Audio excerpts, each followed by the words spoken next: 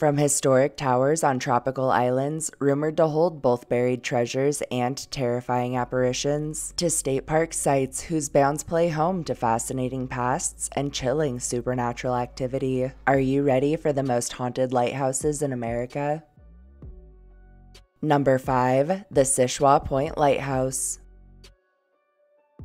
Pointe Lighthouse, located off the northwestern corner of Lake Michigan in Schoolcraft County, just southeast of Gulliver, is a historic light that's French name translates to only choice. Many suspect because it was one of the only places of refuge to early French traders. Through the 1800s, the point played home to a thriving fishing village, and in the 1880s, as maritime traffic increased, it was noted how dark and treacherous this 100-mile strip of shoreline could get. Eventually, the U.S. Lighthouse Board sought to create a safe point between the St. Helena Island and Poverty Island lights, and in 1892, the first Choix light was erected as a temporary structure. The light was made permanent in 1895. In 1972, operation of the light was fully automated, with the original lens being removed in place of an arrow beacon. A year later, in 1973, the Coast Guard closed the station down, leaving it unmanned. In 1977, Michigan's Department of Natural Resources purchased the site, and in 1987, the Gulliver Historical Society was established, its primary goal being the preservation of the light and grounds. Today, Choix Point Light is open to the public from Memorial Day up through the middle of October, and offers a full museum,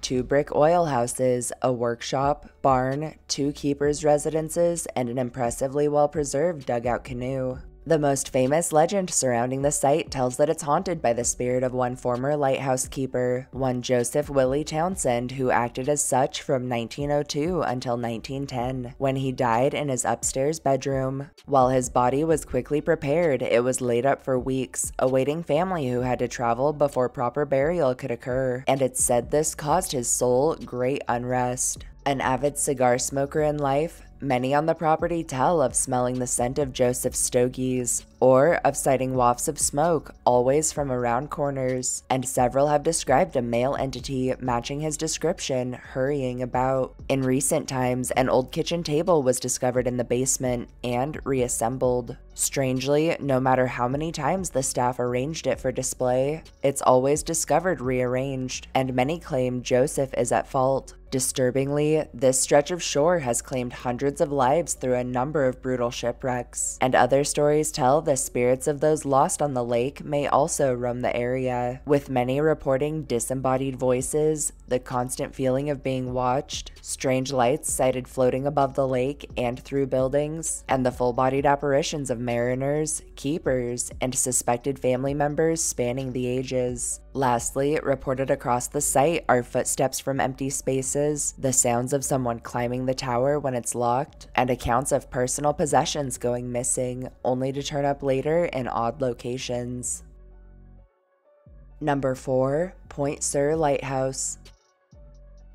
Pointe Sur Lighthouse, located at Big Sur in California, is a light set atop Pointe Sur, a 361-foot-tall volcanic formation whose grounds act as part of the Pointe Sur State Historic Park, and that boasts the reputation of being the only turn-of-the-century light in the state that's open to the public. The area and landmark were first charted in 1793 by George Vancouver, and as shipping in California increased, especially through the California Gold Rush, which started in 1849, the point resulted in a number of deadly wrecks. In 1874, the point was officially regarded as one of interest, and construction of its light was ordered. The point was initially a bit taller, but part of the top was actually blasted off to accommodate building efforts. Construction of the lighthouse began in 1886, with the light being lit in 1889. Early life on the point was isolated, with the only road leading out to Monterey being a long and dangerous one. However, in 1937, Highway 1 connected all associated cities and roadways. In 1939, the U.S. Coast Guard took over operations of all aids to navigation, with employees of the light either absorbed into the service or remaining behind as service employees. In 2004, the site was passed from the Coast Guard to the California Department of Parks and Rec. As of 2016 and into the foreseeable future, the light remains in operation as an essential navigational aid.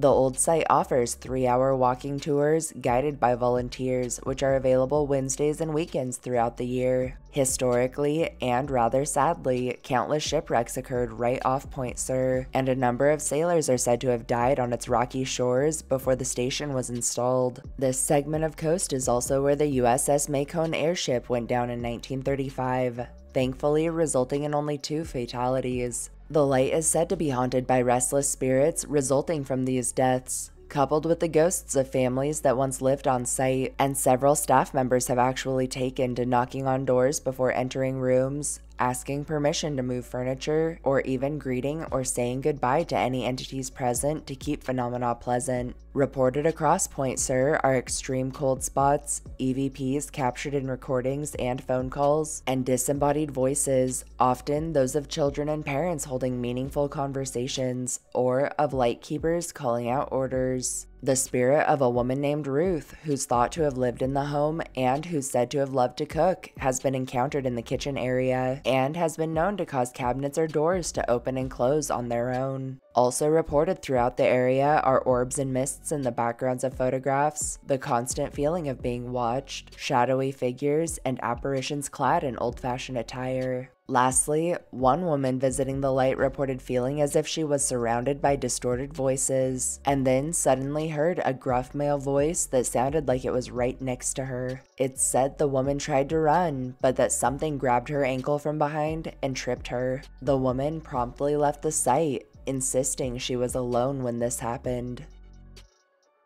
Number 3. Block Island Southeast Light.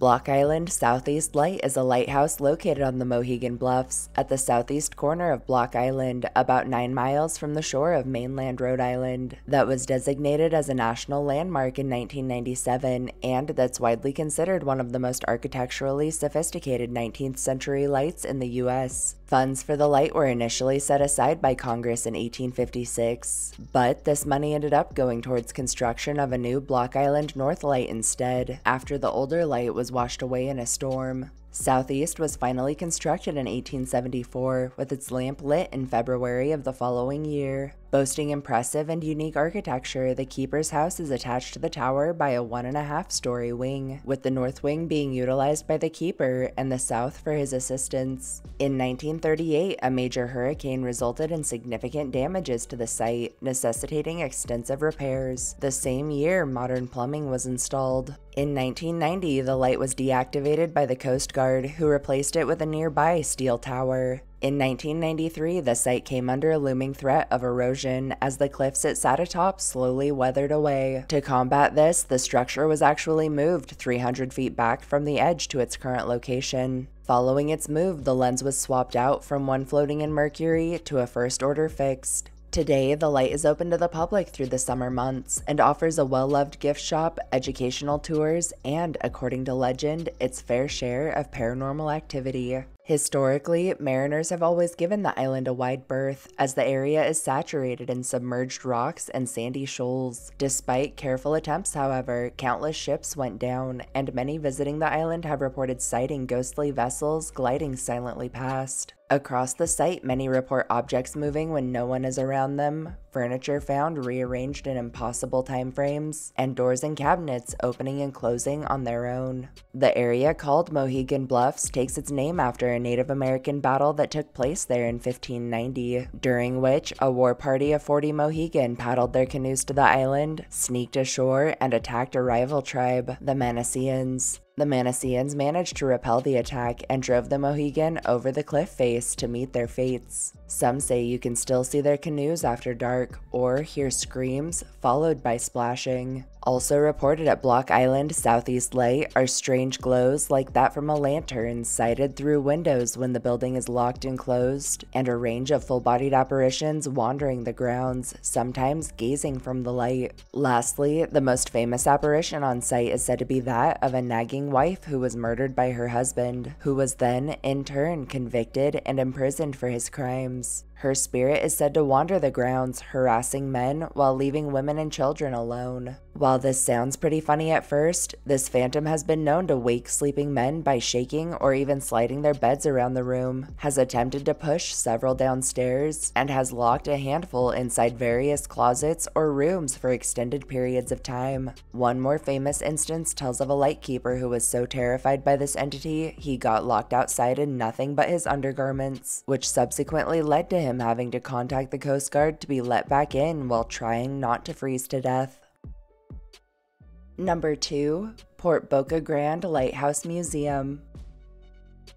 Port Boca Grande Lighthouse Museum, located at Gasparilla Island State Park in the town of Boca Grande in southwestern Florida, is a historic light that now doubles as a museum of regional history that boasts its title as being the oldest structure on the island. Initially dubbed the Gasparilla Island Light Station, the Port Boca Grande Light was first ignited on December 31st of 1890 and was used to safely guide ships into Charlotte Harbor. In 1927, a separate tower, which had been constructed in 1888 to serve as the Delaware Breakwater Range Rear Light, was moved to the island, reassembled, and relit by 1932. When the two lights would line up, ships would know it was time to enter the Boca Grande Pass. The older of the lights was decommissioned in 1966, with its buildings left to deteriorate, and in 1972, Lee County took over operations. After launching a range of restorations and modernizations, most of which that were started in 1985, in 1986 the light was recommissioned as the Port Boca Grande Lighthouse. In 1999, the Lights Museum was open to the public, with operations handled by the Barrier Island Park Society.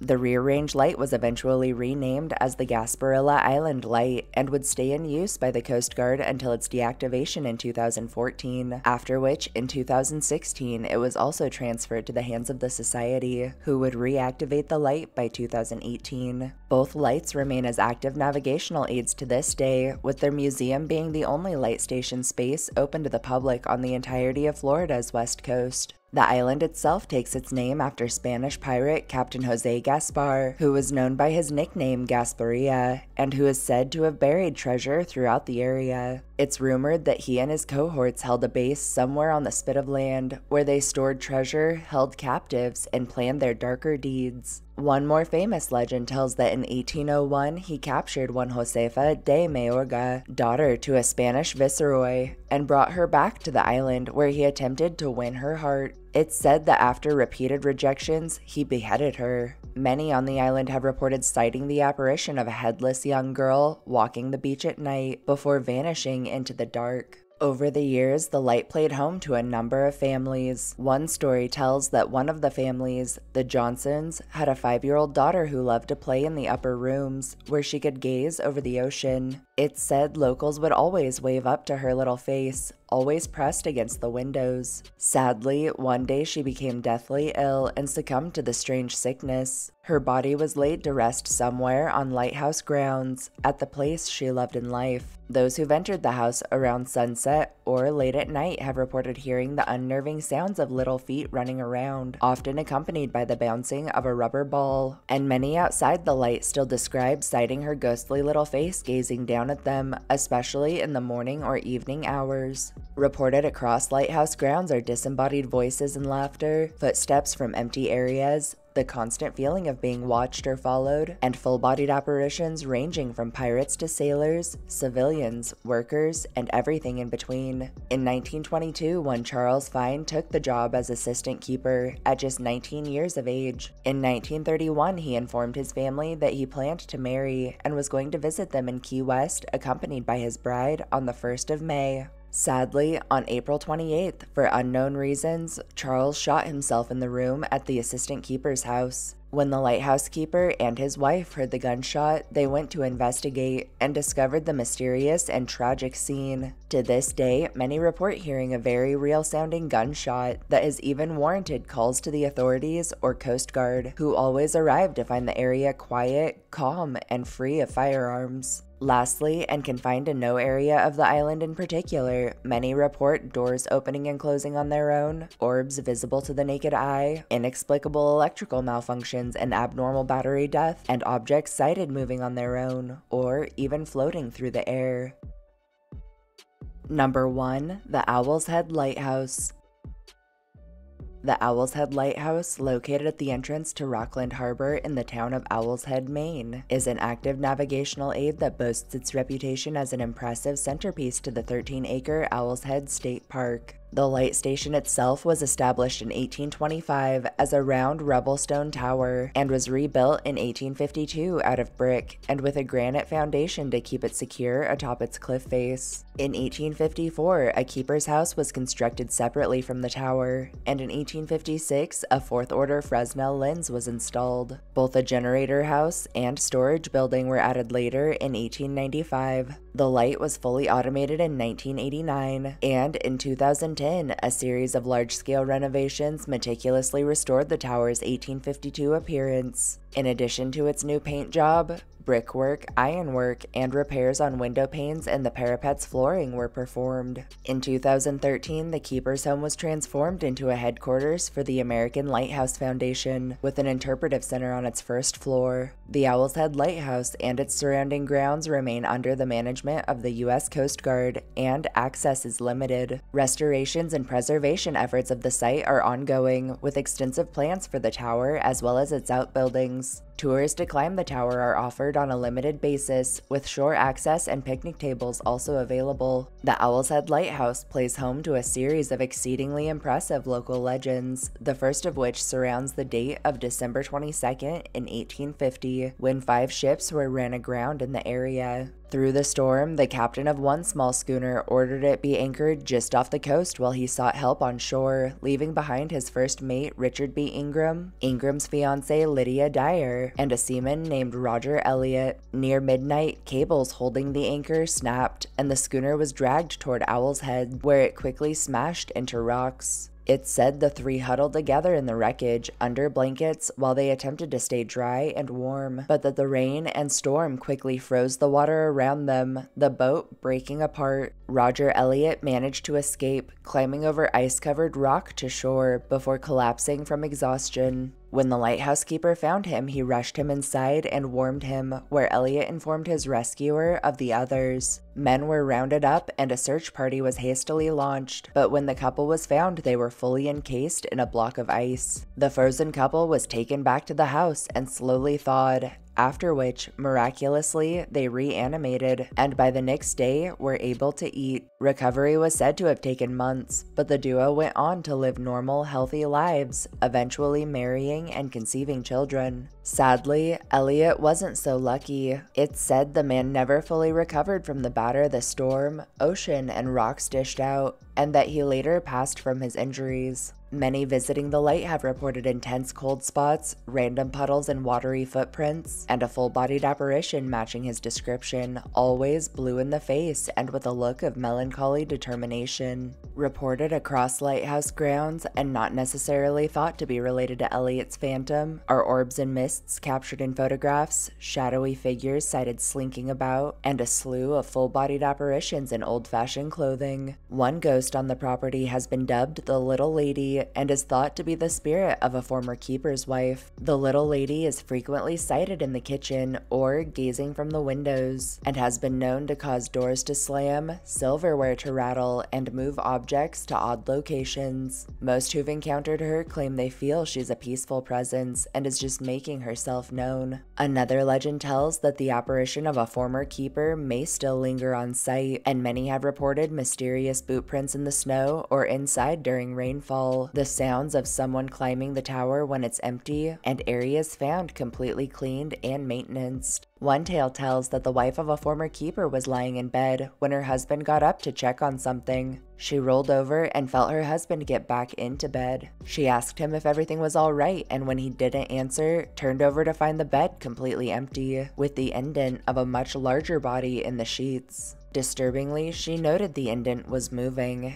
as though whatever caused it was still there. The next morning, her husband claimed that as he was heading outside, he'd witnessed a cloud of smoke hovering over the floor that had passed through him before continuing toward the bedroom, but had thought of it as nothing more than a mist or fog at the time. A number of keepers' children have been recorded as reporting odd occurrences across the grounds, and several accounts tell of parents on site who actually suspected their kids of communicating with the dead. A more recent story tells of a 2-year-old girl who had built a friendship with the spirit of a man wearing a blue coat and what sounded like a seaman's hat. Lastly, possibly the most famous tale surrounding the light tells that in the 1930s, lighthouse keeper Augustus Hammer had a special dog named Spot, who had learned to tug on the rope of the fog bell for the purpose of navigation. It's said faithful old Spot would spend his days watching for ships and would ring the bell when they approached the cliff, and when the vessels responded that he would run to the shore and happily bark until the boat was out of earshot. Spot's favorite boat was the mail boat, and over time he began to recognize its engine sound. It's recorded that one Captain Stuart Ames aboard the mail vessel grew very fond of Spot and would always bring him treats when he visited. One stormy winter night, as everyone was huddled away inside, eating dinner and keeping warm, it's said Captain Ames's wife called, stating that it was very late and that her husband hadn't returned. Later in the night, it said Spot began acting erratically, scratching at the door and barking frantically. It's said that as soon as the door was opened, Spot bolted into the howling storm, disappearing into the snowdrift, where he could be heard barking louder than ever before and at a constant rate as he raced along the shoreline. After a time, a faint whistle could be heard along with his barks. The keeper and all parties present pulled their warm layers on and hurried after Spot's frantic barking, where they discovered Captain Ames, who had become disoriented and was at risk of smashing into the rocky shore, had been able to reorient himself and find his way to safety thanks to his trusty friend's loyal yell. When Spot passed on, he was laid to rest near the fog bell. The bell was eventually removed, and the grave lost for a time, until 2004 when a new marker was established as testament to this canine's supreme bravery and heroics. To this day, during intense storms, many at or near the light report hearing a booming bark from the shore, or from near Spot's grave, the phantom sound of the fog bell long lost, and sometimes a returned whistle from the waters. Taking its absolutely fascinating history into account and coupling it with a truly spectacular range of ghost stories, urban legends, and intense paranormal phenomena, we felt there really was no clearer choice than the Owl's Head Lighthouse as our pick for the most haunted lighthouse in America.